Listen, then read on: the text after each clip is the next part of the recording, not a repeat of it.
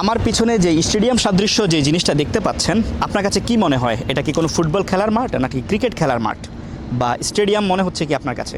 আজকে তথ্য দিব দুবাই কোকোকোলা এরিনাতে বা কোকোকোলা এরিনা সম্পর্কে। এটা দুবাই সিটি ওয়াকে অবস্থিত। এটা সম্পর্কে কিছু মজার তথ্য দিব। যারা দুবাইতে আছেন এখনও কোকোকোলা এরিনা সম্পর্কে জানেন না, এই ভিডিওটা অবশ্যই শুরু থেকে শেষ পর্যন্ত দেখবেন। বন্ধুরা বলে রাখি, এই কোকোকোলা এরিনা এটা কিন্তু 2019 সালে দুবাইতে এই কোকোকোলা এরিনা বা স্টেডিয়ামটা বানানো হয়েছে। এই স্টেডিয়ামটাতে শুধুমাত্র খেলা হয় না, এখানে হয়ে থাকে বড় বড় corporate event, sports event, concert, show, family show এবং স্পোর্টস শো থেকে শুরু করে বিভিন্ন ধরনের ইভেন্ট হয়ে থাকে। রিয়েল এস্টেটের ইভেন্টগুলো এখানে হয়ে থাকে। মজার তথ্য বলি, এখানে একসাথে 17,000 মানুষ একটা এই ইভেন্টে জয়েন করতে পারে। এখন এখানে আছে বিশাল জায়ান্ট 400 স্কোয়ার মিটারের একটা বড় জায়ান্ট এলইডি স্ক্রিন। এবং সবসময় মজার যে তথ্যটা, এই পুরো স্টেডিয়ামটা শীতাতপ নিয়ন্ত্রিত হওয়ার কারণে গরম অথবা ঠান্ডা যেই কোনো সিজনে দুবাইতে যত গরমই হোক এখানে ইভেন্ট করা যায় এবং এখানে প্রোগ্রাম করা যায়।